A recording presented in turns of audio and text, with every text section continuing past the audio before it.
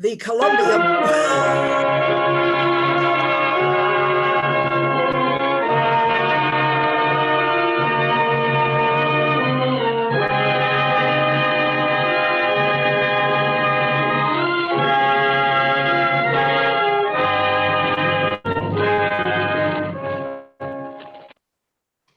The Columbia Broadcasting System and its affiliated stations present Orson Welles and the Mercury Theater on the Air in The War of the Worlds by H.G. Wells.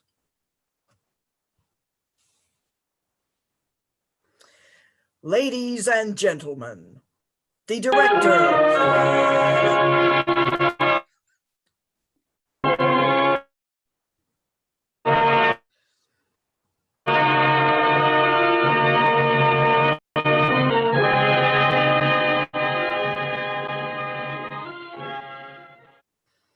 Ladies and gentlemen, the director of the Mercury Theater and star of these broadcasts, Orson Welles. We know now that in the early years of the 20th century, this world was being watched closely by intelligences greater than man's, and yet as mortal as his own. We know now that as human beings busied themselves about their various concerns, they were scrutinized and studied, perhaps almost as narrowly as a man with a microscope might scrutinize the transient creatures that swarm and multiply in a drop of water. With infinite complacency, people went to and fro over the earth about their little affairs, serene in the assurance of their dominion over this small, spinning fragment of solar driftwood, which either by chance or design, man has inherited out of the dark mystery of time and space. Yet across an immense ethereal gulf, minds that to our minds as ours are to the beasts in the jungle, intellects vast, cool and unsympathetic, regarded this earth with envious eyes and slowly and surely drew their plans against us. In the 39th year of the 20th century came the great disillusionment. It was near the end of October. Business was better, the war scare was over, more men were back at work, sales were picking up. On this particular evening, October 30, the Crosley service estimated that 32 million people were listening in on radios. For the next 24 hours, not much change in temperature. A slight atmospheric disturbance of undetermined origin is reported over Nova Scotia, causing a low-pressure area to move down rather rapidly over the northeastern states, bringing a forecast of rain accompanied by winds of light gale force. Maximum temperature 66, minimum 48. This weather report comes to you from the Government Weather Bureau. We now take you to the Meridian Room in the Hotel Park Plaza in downtown New York, where you will be entertained by the music of Ramon Raquello and his orchestra.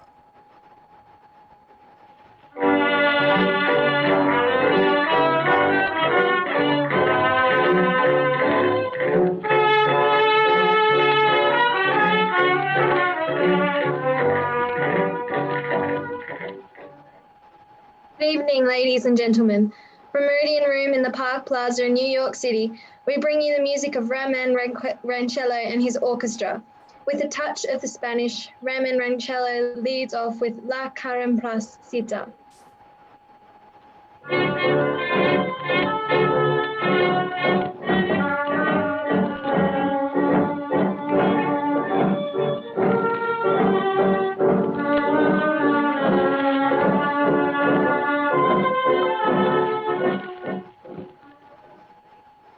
and gentlemen, we interrupt our program of dance music to bring you a special bulletin from the Intercontinental Radio News.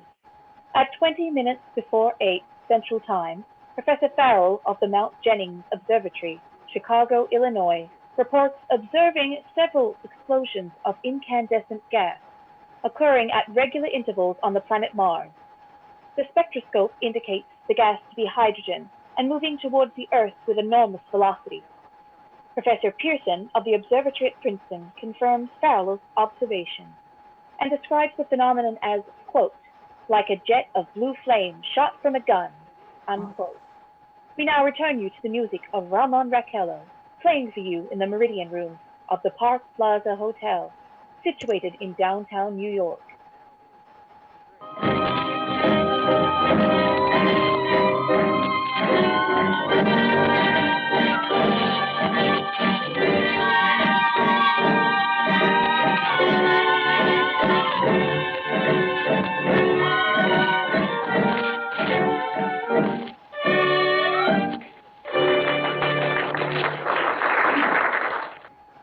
Now a tune that never loses favor, the ever-popular Stardust, Raymond Ranquello and his orchestra.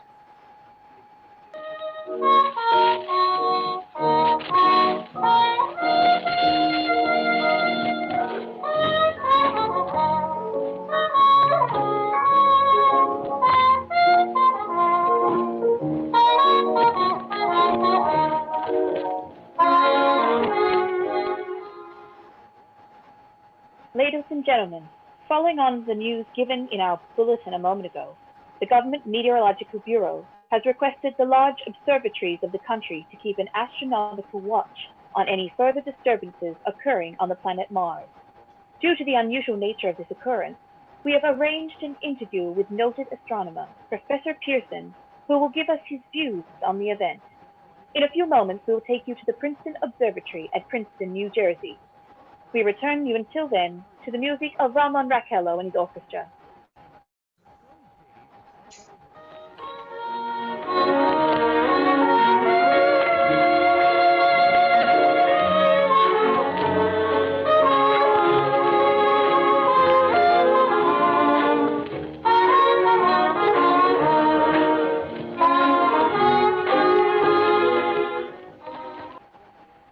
We are now ready to take you to Princeton Observatory at Princeton, where Carl Phillips, or commentator, will interview Professor Richard Pearson, famous astronomer. We take you now to Princeton, New Jersey.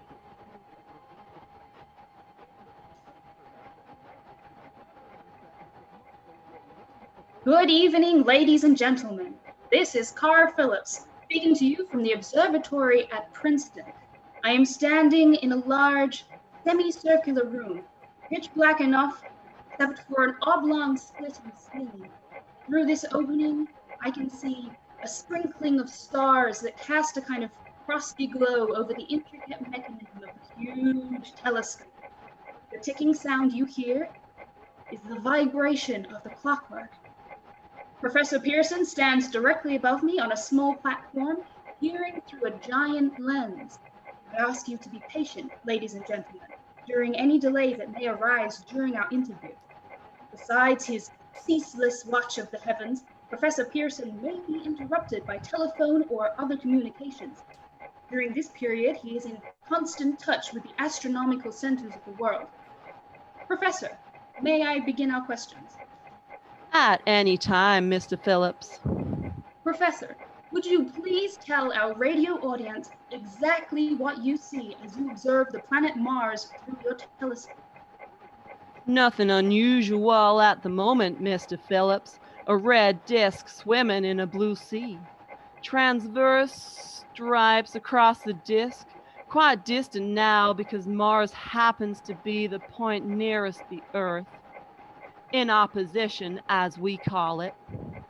In your opinion, what do these transverse stripes signify, Professor Pearson? Not canals, I can assure you, Mr. Phillips, although that's the popular conjecture of those who imagine Mars to be inhabited. From a scientific viewpoint, the strips are merely the result of atmospheric conditions peculiar to the planet. then you're quite convinced, as a scientist, that living intelligence as we know it does not exist on Mars. I'd say the chances against it are 1,000 to 1. And yet, how do you account for those gas eruptions occurring on the surface of the planet at regular intervals? Mr. Phillips, I cannot account for it.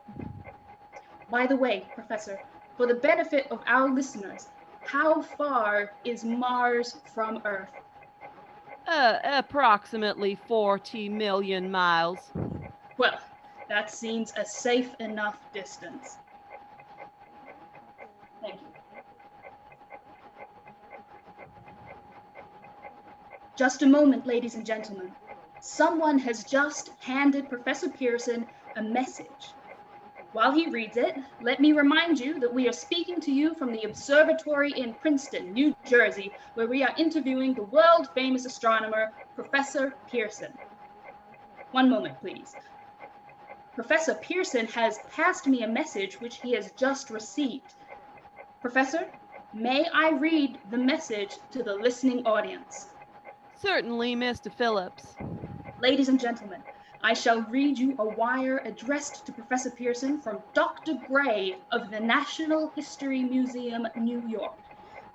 9:15 p.m. Eastern Standard Time. Seismograph registered shock of almost earthquake intensity occurring within a radius of 20 miles of Princeton. Please investigate. Signed, Lloyd Gray, Chief of Astronomical Division. Professor Pearson, could this occurrence possibly have something to do with the disturbances observed on the planet Mars? Well, hardly, Mr. Phillips. This is probably a meteorite of unusual size, and its arrival at this particular time is merely a coincidence. However, we shall conduct a search as soon as daylight permits. Thank you, Professor. Ladies and gentlemen, for the past 10 minutes, we've been speaking to you from the observatory at Princeton, bringing you a special interview with Professor Pearson, noted astronomer. This is Carl Phillips speaking. We are returning you now to our New York studio.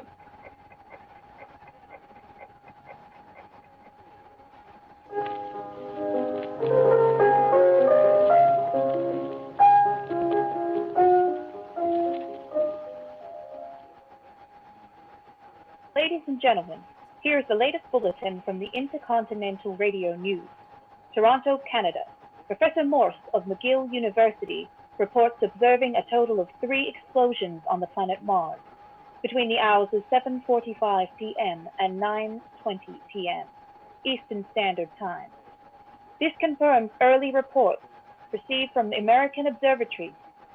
Now, nearer home, comes a special announcement from Trenton, New Jersey.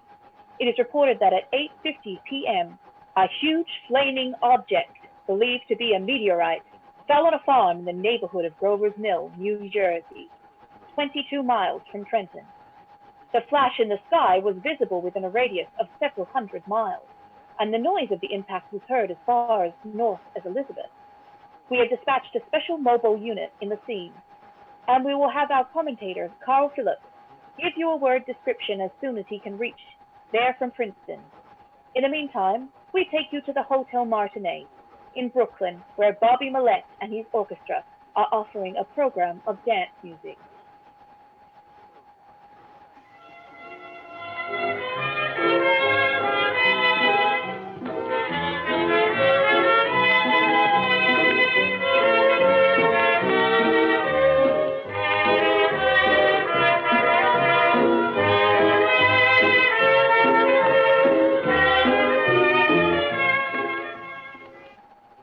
We take you now to Grover's Mill, New Jersey.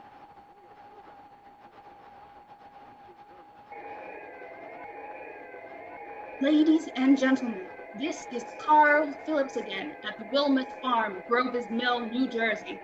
Professor Pearson and myself made the 11 miles from Princeton in 10 minutes. Well, I hardly know where to begin.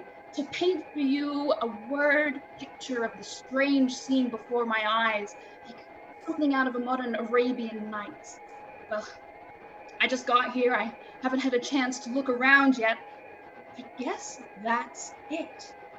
Yes, I guess that's the thing directly in front of me, half buried in a vast pit. Must have struck with terrific force. The ground is covered with splinters of a tree it must have struck on its way down. What I can see of the object itself doesn't look very much like a meteor, at least not the meteors I've seen. It looks more like a huge cylinder. It has a diameter of, what would you say, Professor Pearson? What's that? What would you say? What is the diameter? Oh, about 30 yards. About 30 yards. The metal on the sheath is, well, I've never seen anything like it. The color is sort of yellowish white. Curious spectators now are pressing close to the object in spite of the efforts of the police to keep them back. They're getting in front of my line of vision. Would you mind standing to one side, please? One side there, one side. While the policemen are pushing the crowd back, here's Mr. Wilmoth, owner of the farm here. He may have some interesting facts to add. Mr. Wilmoth, would you please tell the radio audience as much as you remember of this rather unusual visitor that dropped in your backyard? Step closer, please. Ladies and gentlemen, this is Mr. Wilmoth. I was listening to the radio. Closer and louder, please. Pardon me? Louder, please, and closer. Yes, sir. Well, I was listening to the radio and kind of drowsing. That professor fellow was talking about Mars, so it was half dozen and a half. Yes, Mr. Wilmoth. Then what happened? As I was saying, I was listening to the radio kind of halfway. Yes, Mr. Wilmoth, and then you saw something. Now, first off, I heard something. And what did you hear? A hissing sound like this. So kind of like a 4th of July rocket. Then what? I turned my head out the window and would I swore I was asleep and dreaming. Yes? I seen a kindish, greenish, streaking, zingo! Something smacked the ground, knocked me clean out of my chair. Well, were you frightened, Mr. Wilmoth? I ain't quite sure, I reckon. I was kind of riled. Thank you, Mr. Wilmoth. Thank you. Want me to tell you some more? No, that's quite all right. That's plenty. Ladies and gentlemen, you've just heard Mr. Wilmoth, owner of the farm where this thing has fallen. I wish I could convey the atmosphere, the background of this fantastic scene. Hundreds of cars are parked in the field behind us. Police are trying to rope off the roadway leading to the farm, but it's no use. They're breaking right through. Cars' headlights thrown an enormous spot on the pit where the object's half buried.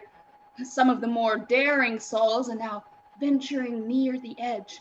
Their silhouettes stand out against the metal sheen. One man wants to touch the thing. He's having an argument with a policeman. The policeman wins. Now, ladies and gentlemen, there's something I haven't mentioned in all this excitement, but now it's becoming more distinct. Perhaps you caught it already on your radio. Listen.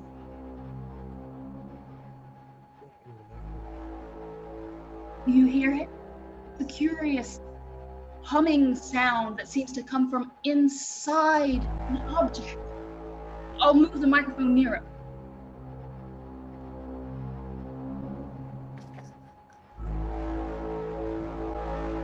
Now we're not more than 25 feet away. Can you hear it now? Oh, Professor Pearson. Yes, Mr. Phillips. Can you tell us the meaning of that scraping noise inside the thing? Well, possibly the unequal cooling of its surface. I see. Do you still think it's a meteor, Professor? I don't know what to think. The metal casing is definitely extraterrestrial, not found on this Earth. Friction with the Earth's atmosphere usually tears holes in a meteorite. This thing is smooth and Well, as you can see, of cylindrical shape. Just a minute. Something's happening. Ladies and gentlemen, this is terrific. The end of the thing is beginning to flake off.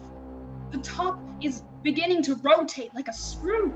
The thing must be hollow. Look! Must be dancing on stage. Dancing on Back! stage! I tell you, Get Get back there! Get back! Come on, just stay! No further, stay Stay! there! It's red hot! get back here. Oh, it's hot! People. Oh, Back, you idiots! It's those. Get out there! Look out there! Stand back! Oh, Ladies and gentlemen, this is the most terrifying thing I have ever witnessed. Wait a minute.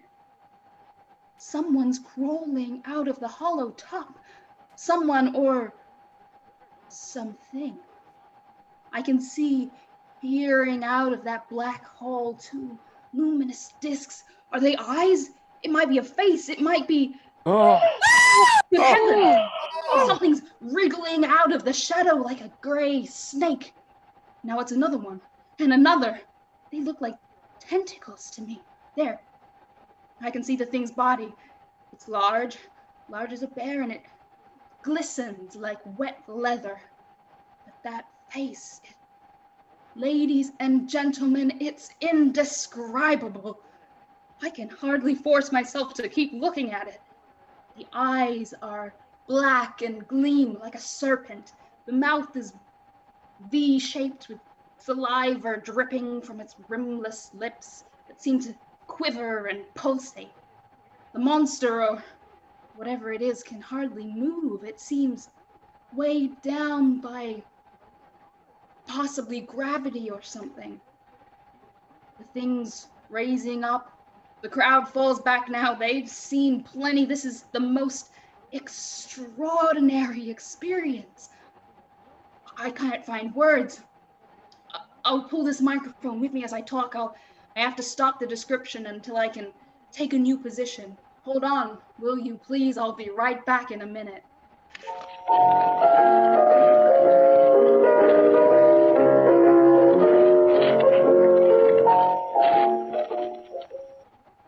We are bringing you an eyewitness account of what's happening on the Wilmoth Farm, Grover's Mill, New Jersey.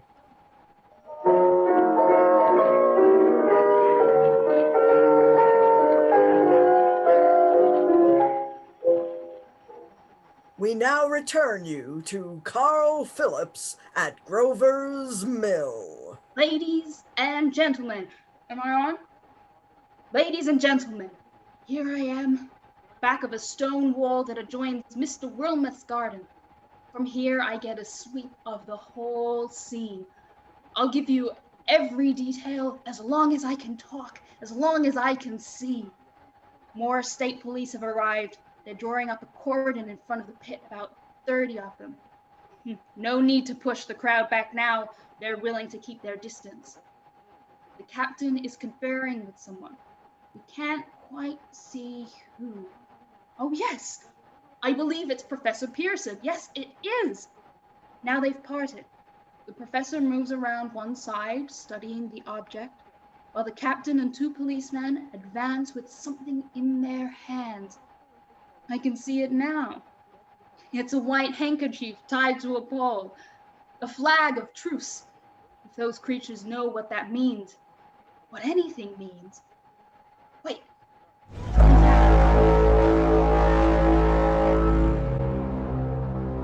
A humped shape is rising out of the pit.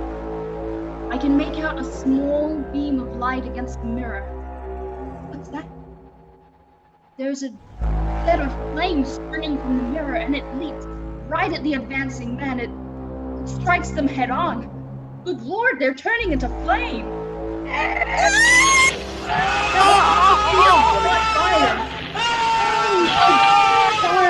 Gas tanks of automobile.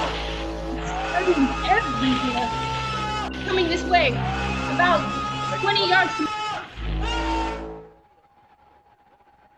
Ladies and gentlemen, due to circumstances beyond our control, we are unable to continue the broadcast from Grover's Mill.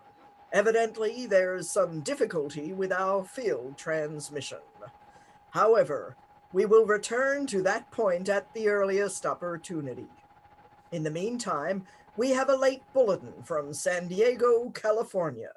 Professor Indelkoffer, speaking at a dinner of the California Astronomical Society, expressed the opinion that the explosions on Mars are undoubtedly nothing more than severe volcanic disturbances on the surface of the planet. We now continue with our piano interlude.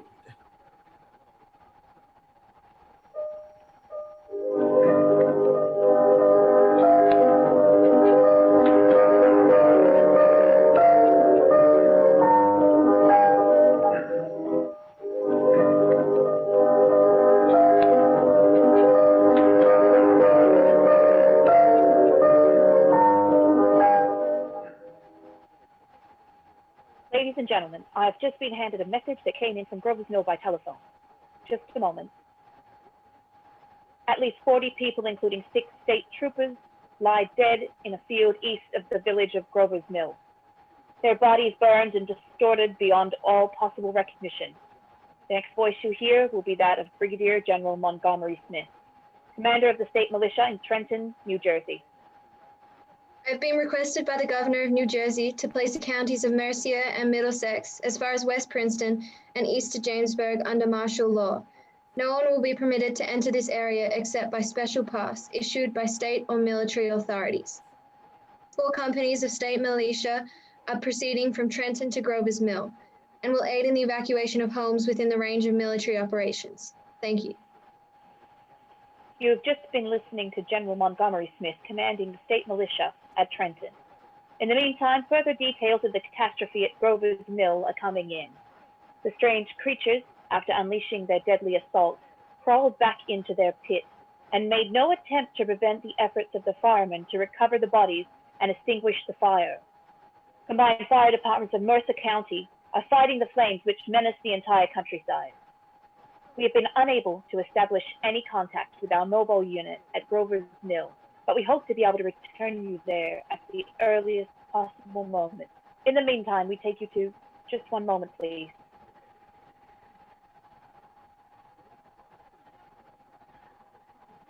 Ladies and gentlemen, I've just been informed that we have finally established communication with an eyewitness of the tragedy. Professor Pearson has been located at a farmhouse near Grover's Mill, where he has established an emergency observation point. As a scientist, he will give you his explanation of the calamity. The next voice you will hear will be that of Professor Pearson, brought to you by direct wire. Professor Pearson.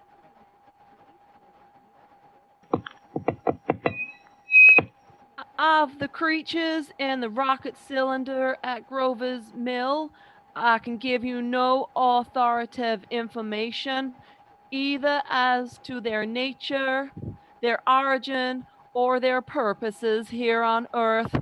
Of their destructive instrument, I might venture some conjectural explanation. For want of a better term, I shall refer to the mysterious weapon as a heat ray.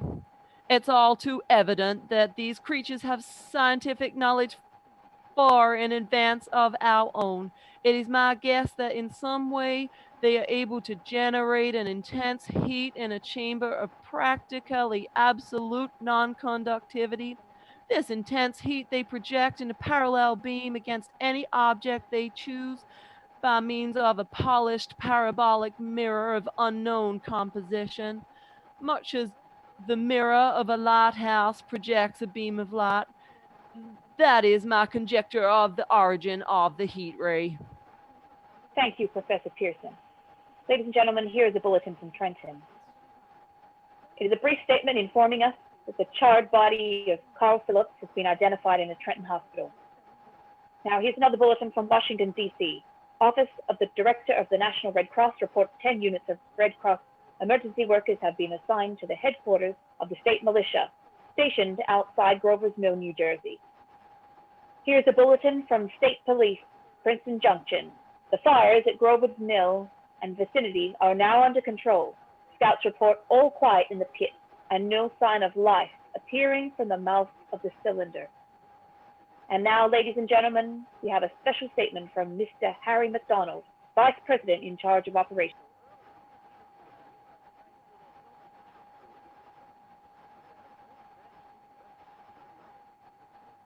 We have received a request from the militia at Trenton to place at their disposal our entire broadcasting facilities. In view of the gravity of the situation, and believing that radio has a responsibility to serve in the public interest at all times, we are turning over our facilities to the state militia at Trenton. We take you now to the field headquarters of the state militia near Grover's Mill, New Jersey. This is Captain Lansing of the Signal Corps, attached to the state militia, now engaged in military operations in the vicinity of Grover's Mill. Situation arising from the reported presence of certain individuals or of unidentified nature is now under complete control. The cylindrical object which lies in the pit directly below our position is surrounded on all sides by 8 battalions of infantry. Without heavy field pieces, but adequately armed with rifles and machine guns, all cause for alarm. If such cause ever existed is now entirely unjustified. The things, whatever they are, do not even venture to poke their heads above the pit. I can see their hiding place plainly in the glare of searchlights here. With all their reported resources, these creatures can scarcely stand up against heavy machine gun fire.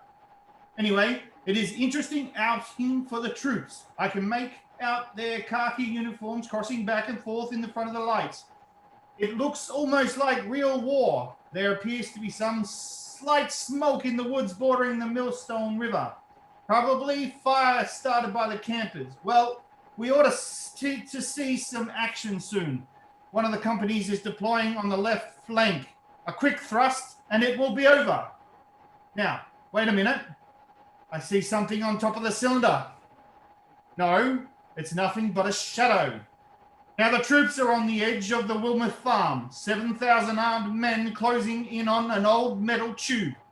Wait, that wasn't a shadow. It's something moving. Solid metal, kind of shield-like affair rising up out of the something moving. Solid metal, kind of a shield. It's going higher and higher. Why is it standing on legs, actually rearing up on a sort of metal framework? Now it's reaching above the trees and the searchlights are on it. Hold on! Ladies and gentlemen, I have a grave announcement to make. Incredible as it may seem, both the observations of science and the evidence of our eyes lead to the inescapable assumption that those strange beings who landed in the Jersey farmlands tonight are the vanguard of an invading army from the planet Mars. The battle which took place tonight at Grover's Mill has ended in one of the most startling defeats ever suffered by an army in modern times. 7,000 men armed with rifles and machine guns, pitted against a single fighting machine of the invaders from Mars. 120 known survivors. The rest strewn over the battle area from Grover's Mill to Plainsboro, crushed and trampled to death under the metal feet of the monster, or burned to cinders by its heat ray. The monster is now in control of the middle section of New Jersey and has effectively cut the state right through its center. Communication lines are down from Pennsylvania to the Atlantic Ocean. Railroad tracks are torn and service from New York to Philadelphia discontinued, except routing some of the trains through Allentown and Phoenixville. Highways to the north, south, and west are clogged with frantic human traffic. Police and Army reserves are unable to control the mad flight. By morning, the fugitives will have swelled Philadelphia, Camden, and Trenton. It is estimated to twice their normal population. At this time, martial law prevails throughout New Jersey and eastern Pennsylvania. We take you now to Washington for a special broadcast on the national emergency. The Secretary of the Interior. Citizens of the nation, I shall not try to conceal the gravity of the situation that confronts the country, nor the concern of your government in protecting the lives and properties of its people. However, I wish to impress upon you, private citizens and public officials, all of you, the urgent need of calm and resourceful action. Fortunately, this formidable enemy is still confined to a comparatively small area, and we may place our faith in the military forces to keep them there. In the meantime, placing our faith in God, we must continue the performance of our duties each and every day, every one of us, so that we may confront this destructive adversary with a nation united, courageous, and consecrated to the preservation of human supremacy on this earth. I thank you. You have just heard the Secretary of the Interior speaking from Washington. Bulletins too numerous to read are piling up in the studio here. We are informed the central portion of New Jersey is blacked out from radio communication due to the effect of the heat ray upon power lines and electrical equipment. Here is a special bulletin from New York. Cables received from English, French, German scientific bodies offering assistance. Astronomers report continued gas outbursts at regular intervals on planet Mars. Majority voice opinion that enemy will be reinforced by additional rocket machines. Attempts made to locate Professor Pearson of Princeton, who has observed Martians at close range. It is feared he was lost in recent battle. Langham Field, Virginia. Scouting planes report 3 Martian machines visible above treetops, moving north towards Somerville, with population fleeing ahead of them. Heat ray not in use, although advancing at express train speed. Invaders pick their way carefully. They seem to be making conscious effort to avoid destruction of cities and countryside. However, they stop to uproot powered lines, bridges, and railroad tracks. Their apparent objective is to crush resistance, paralyze communication, and disorganize human society. Here is a bulletin from Basking Ridge, New Jersey. Coon hunters have stumbled on a second cylinder similar to the first embedded in the Great Swamp 20 miles south of Morristown. Army field pieces are proceeding from Newark to blow up second invading unit before cylinder can be opened and the fighting machine rigged. They are taking up position in the foothills of Watchung Mountains. Another bulletin from Langham Field, Virginia. Scouting planes report enemy machines, now 3 in number, increasing speed northward, kicking over houses and trees in their evident haste to form a conjunction with their allies south of Morristown. Machines also sighted by telephone operator east of Middlesex, within 10 miles of Plainfield. Here's a bulletin from Winston Field, Long Island. Fleet of Army bombers carrying heavy explosives flying north in pursuit of enemy. Scouting planes act as guides. They keep speeding enemy in sight. Just a moment, please. Ladies and gentlemen, we've run special wires to the artillery line in adjacent villages to give you direct reports in the zone of the advancing enemy. First, We take you to the battery of the 22nd Field Artillery, located in the Watchung Mountains. Range 32 meters. 32 32 meters. meters. Projection 39 degrees. 39 degrees. Fire.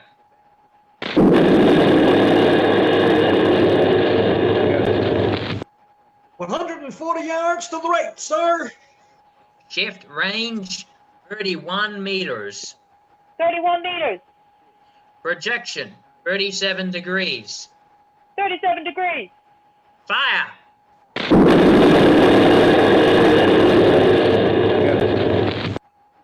We got the tripod of one of them. They've stopped. The others are trying to repair it. Quick, get the range. Shift 30 meters. 30 meters. Projection 37 degrees. 27 degrees. Fire.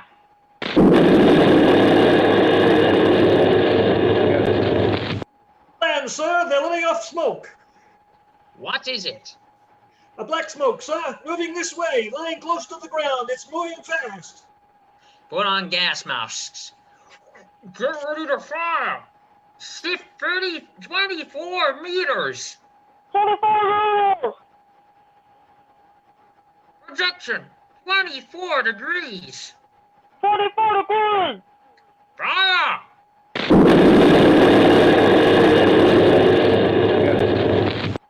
Can't see, sir. The smoke's coming nearer. Get the range. 23 meters.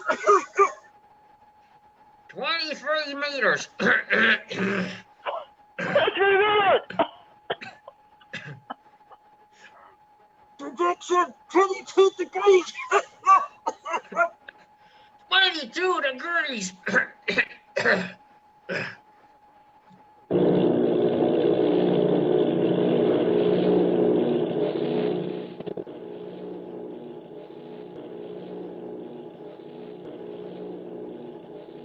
Army bombing plane B-843 off Bayonne, New Jersey. Lieutenant Voigt, commanding 8 bombers, reporting to Commander Fairfax, Langham Field.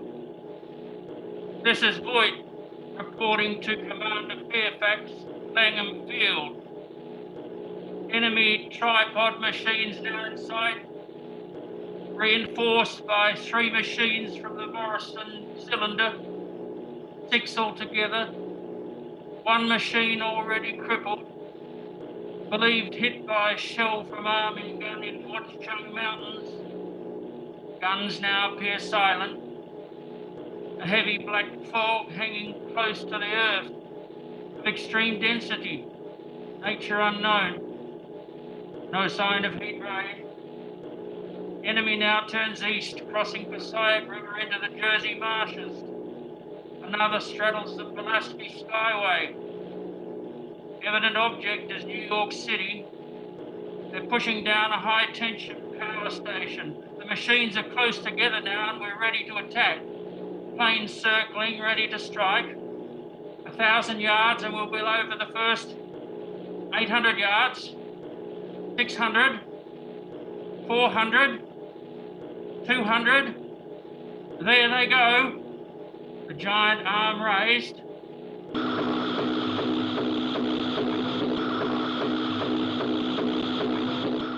Green flash. They're spraying us with flame. 2,000 feet. Engines are giving out. No chance to release bombs. Only one thing left. Drop on them, plane and all. We're diving on the first one now. Now the engine's gone. 8.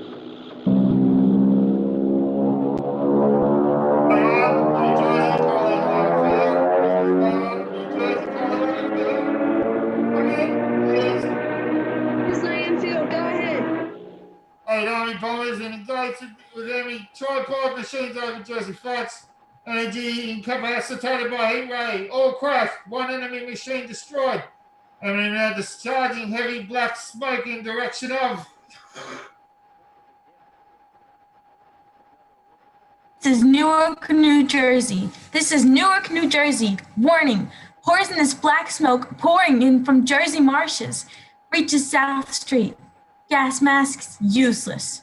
Urge population to move into open spaces.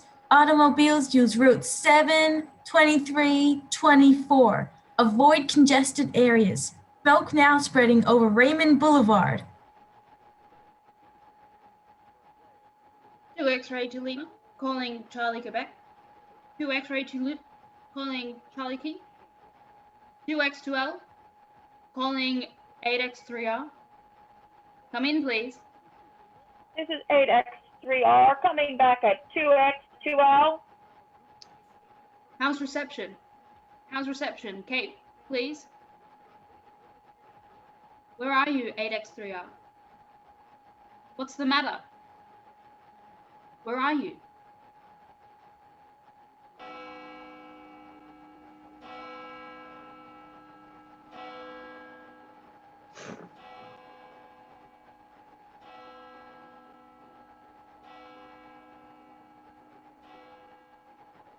I'm speaking from the roof of the broadcasting building, New York City. The bells you hear are ringing to warn people to evacuate the city as the Martians approach. Estimated in last 2 hours, 3 million people have moved out along the roads to the north. Hutchison River Parkway still kept open for motor traffic. Avoid bridges to Long Island hopelessly jammed. All communication with Jersey Shore closed 10 minutes ago. No more defenses. Our army wiped out. Artillery, Air Force, everything wiped out. This may be the last broadcast. We'll stay here to the end. People are holding a service below us in the cathedral.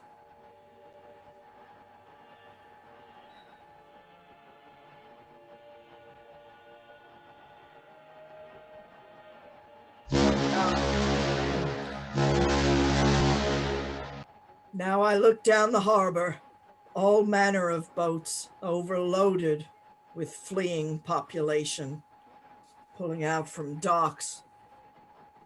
Streets are all jammed. Noise in crowds like New Year's Eve in city.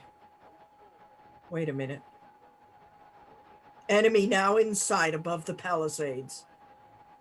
Five great machines. First one is crossing river. I can see it from here. Wading the Hudson like a man wading through a brook. A bulletin's handed me. Martian cylinders are falling all over the country. One outside Buffalo, one in Chicago, St. Louis. Seem to be timed and spaced. Now the first machine reaches the shore. He stands watching, looking over the city. His steel, cowlish head is even with the skyscrapers. He waits for the others. They rise like a line of new towers on the city's west side. Now they're lifting their metal hands. This is the end now. Smoke comes out. Black smoke drifting over the city. People in the streets see it now. They're running toward the East River, thousands of them, dropping in like ants. Now the smoke's spreading faster. It's reached Times Square. People trying to run away from it, but it's no use. They're falling like flies. Now the smoke's crossing 6th Avenue, 5th Avenue. 100 yards away. It's 50 feet.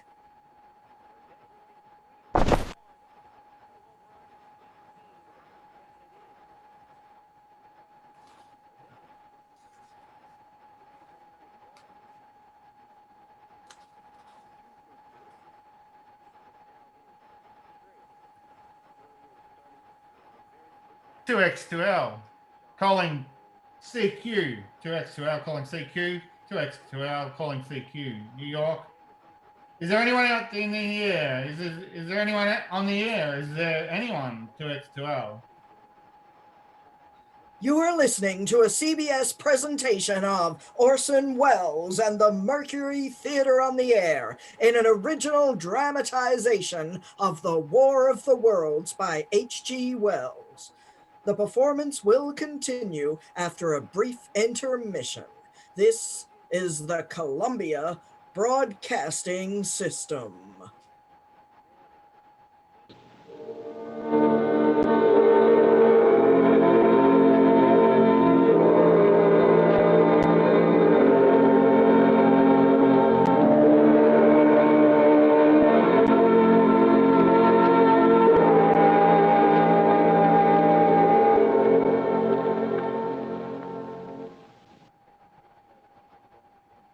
As I set down these notes on paper, I'm obsessed by the thought that I may be the last living man on earth. I have been hiding in this empty house near Grover's Mill, a small island of daylight, cut off by the black smoke from the rest of the world. All that happened before the arrival of these monstrous creatures in the world now seems part of another life, a life that has no continuity with the present furtive existence of the lonely derelict who pencils these words on the back of some astronomical notes bearing the signature of Richard Pearson. I look down at my blackened hands, my torn shoes, my tattered clothes, and I try to connect them with a professor who lives at Princeton and who, on the night of October 30, glimpsed through his telescope an orange splash of light on a distant planet. My wife, my colleagues, my students, my books, my observatory, my world. Where are they? Did they ever exist? Am I Richard Pearson? What day is it? Do days exist without calendars? Does time pass when there are no human hands left to wind the clocks? In writing down my daily life, I tell myself, shall preserve human history between the dark covers of this little book that was meant to record the movements of the stars. But to write, I must live, and to live, I must eat. I find moldy bread in the kitchen and an orange not too spoiled to swallow. I keep watch at the window. From time to time, I catch sight of a Martian above the black smoke. The smoke still holds the house in its black coil. But at length there is a hissing sound, and suddenly I see a Martian mounted on his machine, spraying the air with a jet of steam, as if to dissipate the smoke. I watch in a corner as his huge metal legs nearly brush against the house. Exhausted by terror, I fall asleep. It's morning. Morning. Sun streams in the window. The black cloud of gas is lifted, and the scorched meadows to the north look as though a black snowstorm has passed over them. I venture from the house. I make my way to a road. No traffic. Here and there, a wrecked car, baggage overturned, a blackened skeleton. I push on north. For some reason, I feel safer trailing these monsters than running away from them, and I keep a careful watch. I have seen the Martians feed. Should one of their machines appear over the top of the trees, I am ready to fling myself flat on the earth. I come to a chestnut tree. October chestnuts are ripe. I fill my pockets. I must keep alive. 2 days I wander in a vague, northerly direction through a desolate world. Finally, I notice a living creature, a small red squirrel in a beech tree. I stare at him and wonder. He stares back at me. I believe at that moment the animal and I shared the same emotion, the joy of finding another living being. I push on north. I find dead cows in a brackish field. Beyond the charred ruins of a dairy, the silo remains standing guard over the wasteland like a lighthouse deserted by the sea. Astride the solo perches a weathercock. The arrow points north.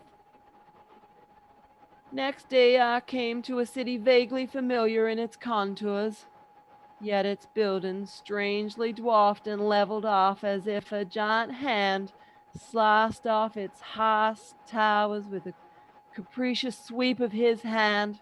I reached the outskirts. I found Newark, undemolished but humbled by some whim of the advancing Martians.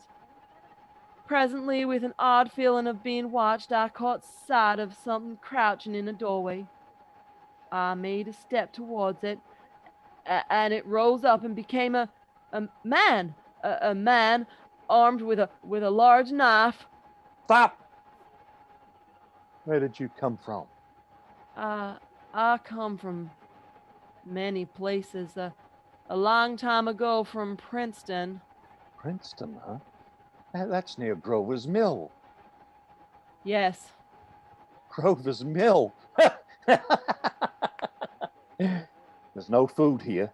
This is my country. All this end of town, down to the river. There's only food for one. Which way are you going? I don't know.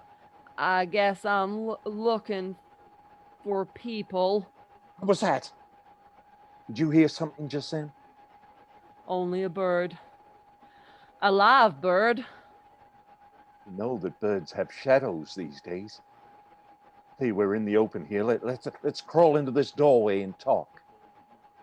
Have you seen any Martians? No, they're gone over to New York. At night, the sky is alive with their lights, just as if people were still living in it. By daylight, you can't see them. 5 days ago, a couple of them carried something big across the flats from the airport.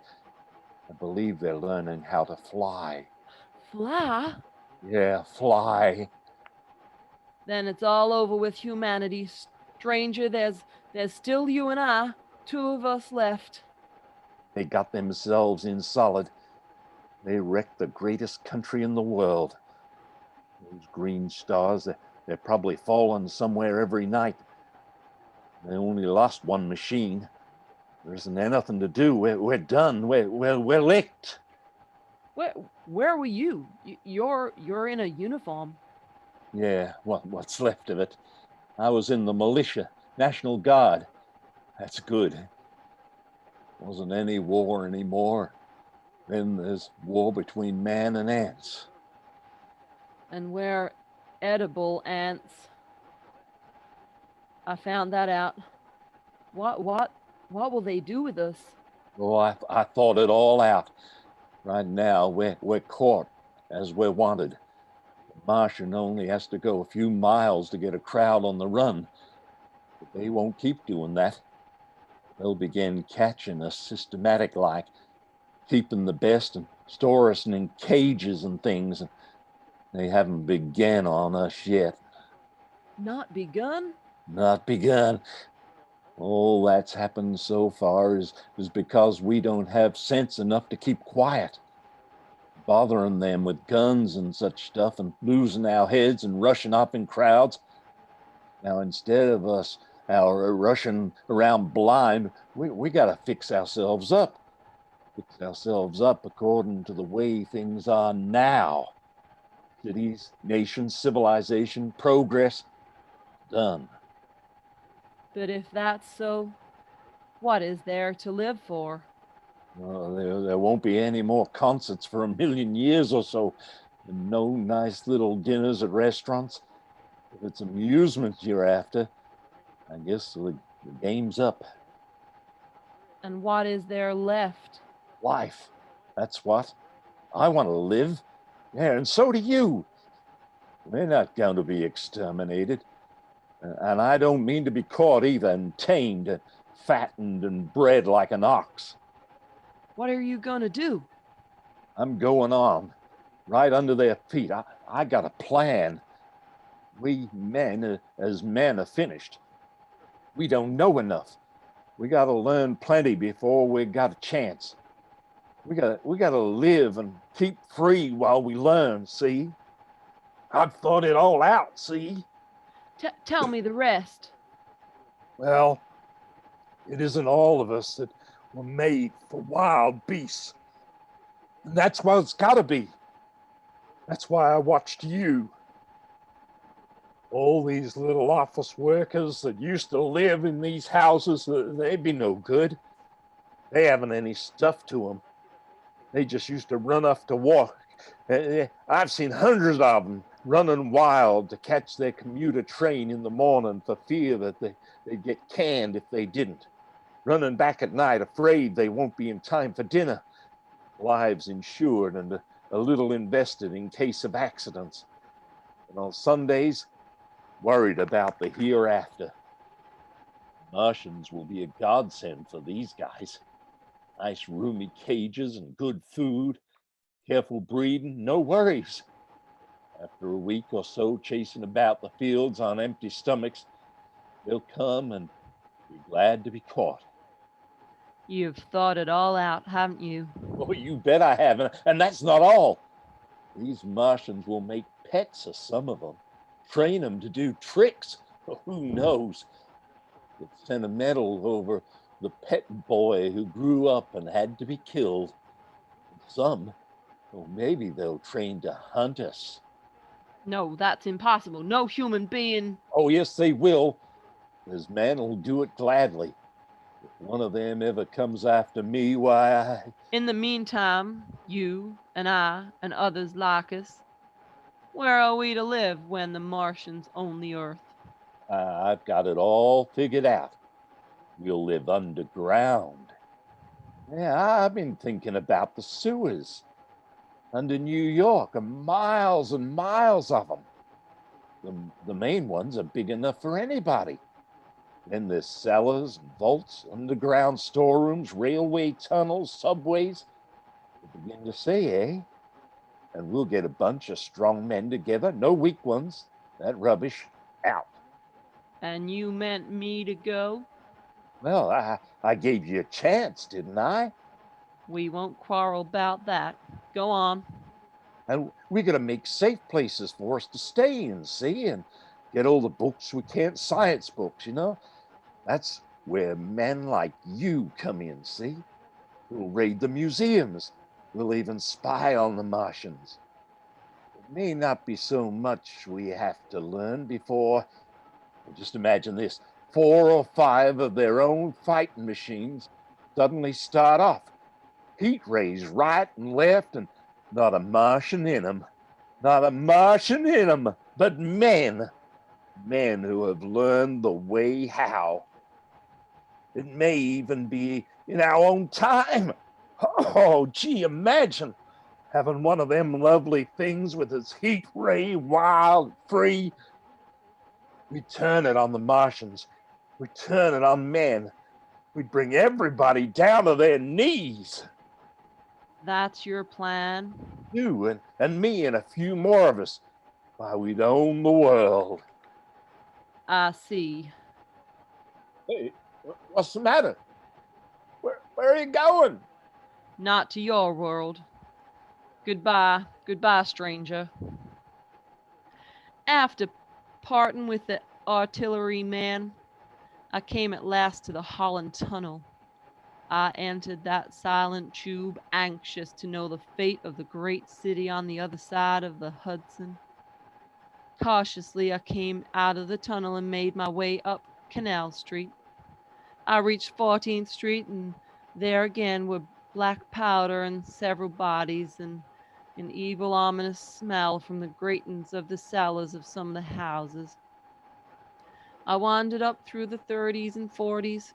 I stood alone on Times Square.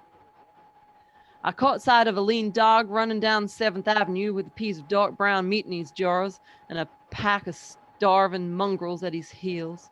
He made a wide circle round me, as though he feared I might prove a fresh competitor. I walked up Broadway in the direction of that strange powder, past silent shop windows displaying their mute wares to empty sidewalks, past the Capitol Theater, silent, dark, past a shooting gallery where a row of empty guns faced an arrested line of wooden ducks. Near Columbus Circle, I noticed models of 1939 motor cars in the showrooms facing empty streets.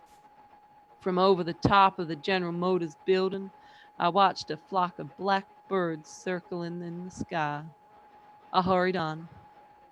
Suddenly, I caught sight of the hood of a Martian machine standing somewhere in Central Park, gleaming in the late afternoon sun. An insane idea. I rushed recklessly across Columbus Circle and into the park. I climbed a small hill above the pond in the 60th Street. From there, I could see, standing in a silent row along the mall, 19 of those great metal titans, their cowls empty, their great steel arms hanging listlessly by their sides. I looked in vain for the monsters that inhabited those machines. Suddenly, my eyes were attracted to the immense flock of black birds that hovered directly below me. They circled to the ground, and there, before my eyes, stark and silent, lay the Martians, with the hungry birds pecking and tearing brown shreds of flesh from their dead bodies.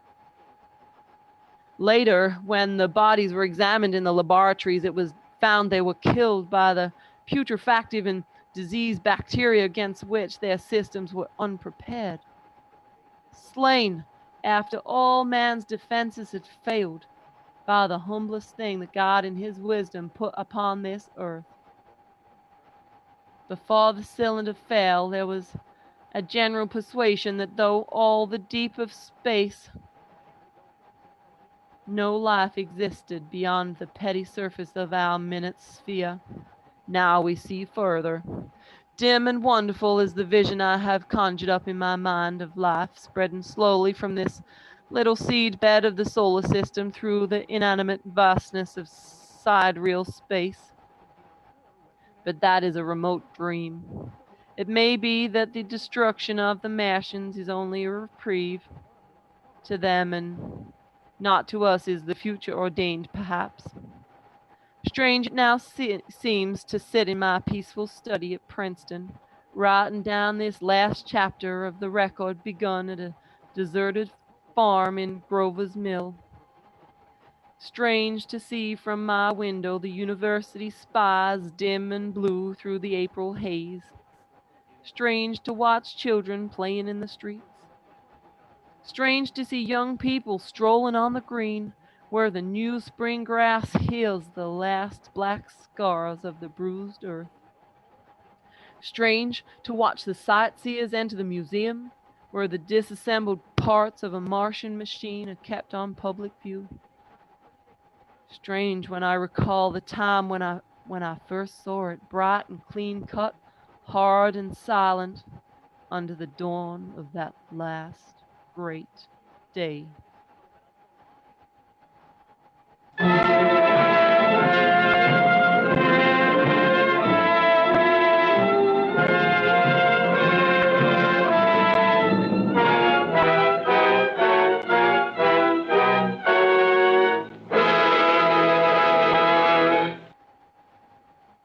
This is Orson Welles, ladies and gentlemen, out of character to assure you that the War of the Worlds has no further significance than as the holiday offering it was intended to be, the Mercury Theatre's own radio version of dressing up in a sheet and jumping out a bush and saying boo. Starting now, we couldn't soap all your windows and steal all your garden gates by tomorrow night, so we did the next best thing. We annihilated the world before your very ears and utterly destroyed the CBS. You will be relieved, I hope, to learn that we didn't mean it, and that both institutions are still open for business. So goodbye, everybody, and remember the terrible lesson you learned tonight, that grinning, glowing, globular invader of your living room is an inhabitant of the pumpkin patch. And if your doorbell rings and nobody's there, that was no Martian. It's Halloween.